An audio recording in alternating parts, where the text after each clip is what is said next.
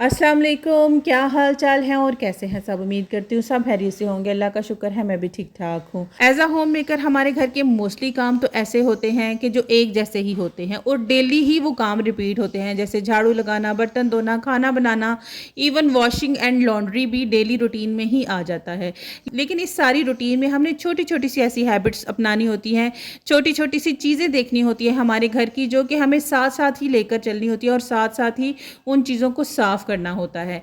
तो आज के ब्लॉग में मैं आपके साथ अपनी कुछ छोटी छोटी सी ऐसी हैबिट्स शेयर करूंगी जो हमारे घर को हमेशा साफ सुथरा और ऑर्गेनाइज रखने में बहुत ज़्यादा हेल्प करेंगे।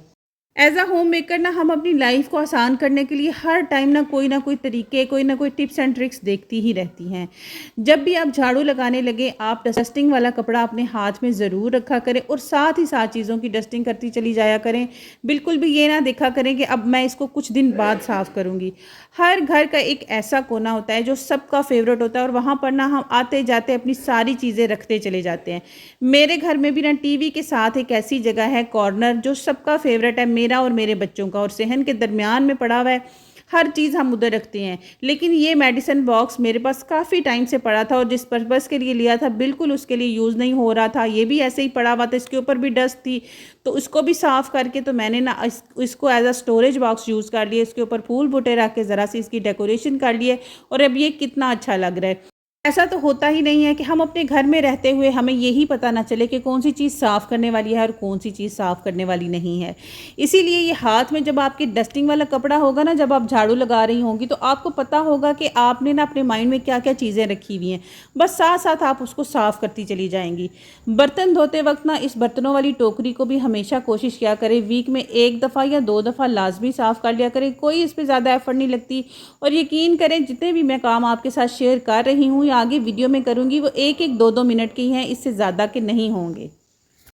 छोटी छोटी आदतें ही हमारी ज़िंदगी को आसान बनाती हैं। महीने के आखिरी दिनों में ना मेरी कोशिश ये होती है कि मेरी ग्रोसरी को रीफ़िल करने के लिए जितने भी जार्स हैं या जो भी चीज़ें मैं यूज़ करती हूँ ना, उनको बर्तनों के साथ साथ ना थोड़ा थोड़ा करके वॉश करती जाऊँ, ताकि ना मेरा एंड ऑफ द मंथ जब मैंने ग्रोसरी को रीफ़िल करना है या मैंने अपनी चीज़ों को दोबारा से सेट करना है, तो मुझे बिल्कुल भी ये ना हो कि 1 घंटा 2 घंटे लगाऊँ, मैं तमाम चीज़ों को वॉश करूँ, ड्राई होने के लिए रखूँ और उसके बाद जो है मैं उनमें रीफ़िल करूँ। अगर आप ये हैबिट अपना लेंगी ना, तो यकीन करें एक तो चीज़ें कभी गंदी नहीं होंगी और आपको ना एक्स्ट्रा कभी भी कोई टाइम नहीं लगाना पड़ेगा, क्योंकि पूरा दिन में 3-4 दफ़ा तो बर्तन लाजमी ही धुलते हैं।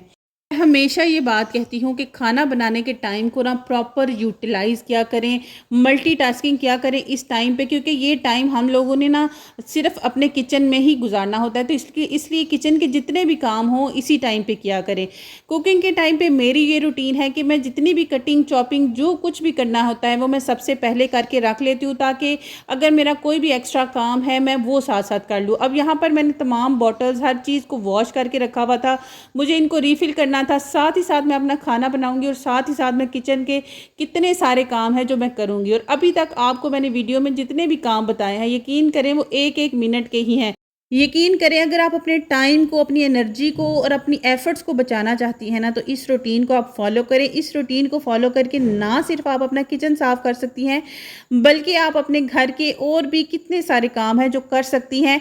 क्योंकि अगर आपने इसी रूटीन को फॉलो करके अपने किचन को साफ़ सुथरा, चमकता दमकता कर लिया है, तो अब आपके घर की बारी है। घर का कोई भी ऐसा कोना पकड़ लें, उसको साथ साथ आपने खाना बनाते जाना है और साथ साथ उस कोने को साफ़ करते चले जाना है। अच्छा, यहाँ पर जी मैंने कहा कि अब रीफ़िल कर ही रही हूँ, तो मेरा घर जो है वो सूखा धनिया वो भी रीफ़िल करने वाला हुआ था, उसका जार भी ना काफ़ी दिनों से एम्प्टी था।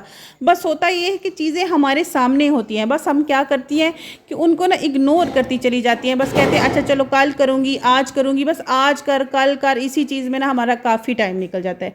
अच्छा, ये ना लेमन का जूस, जब लेमन सस्ते हुए थे ना 100 रुपये के किलो, तो मैं यकीन करें 2 से 3 किलो लेमन लेके आई थी और मैंने इसका जूस निकाल के ना इसको फ्रीज़ करके रखा हुआ है और तकरीबन 6 माह हो चुके हैं और ये इतना मेरा इसने साथ दिया और इतना मेरे काम आया, यकीन करें। और मैं अब आके ये ख़त्म हुआ है और मैं सोच रही थी जैसे ही लेमन सस्ते होंगे उनको ख़रीद के दोबारा से इसका जूस निकालूंगी और फ्रीज़ करके रख दूंगी। लॉन्ग टाइम तक अगर आपने इनको फ्रीज़ करके रखना है तो इसके लिए यही ऑप्शन बेस्ट होगा कि आप इनको फ्रीज़र में रखें, ना कि फ्रिज में रखें। अब यहाँ पर मेरा खाना भी रेडी हो गया और मेरे किचन के कितने 10 काम थे छोटे छोटे से जो मैंने कर लिए। आप लोगों को भी कहीं मेरी तरह ये आदत तो नहीं है कि जब भी आप वॉशिंग मशीन लगाएं, कपड़े धोएं और जो कपड़ा नज़र आ रहा है, लग रहा है धोने वाला है, बस उतारती जाती हैं और धोती चली जाती हैं। मेरा ना यही काम है, जो भी कपड़ा मुझे नज़र आ रहा होता है ना, जब मैं वॉशिंग मशीन लगाती हूँ, मैं उतारती चली जाती हूँ और धोती चली जाती हूँ।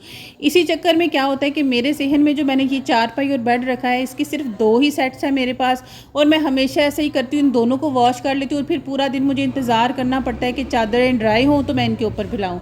आज भी मैंने ऐसे ही किया और मैं ना बैठी हुई थी, इंतज़ार कर रही थी। तो कहते हैं ना, हाली दिमाग शैतान का घर होता है, लेकिन हम होम मेकर्स का जो हाली दिमाग होता है ना, वो जुगाड़ सोचता है।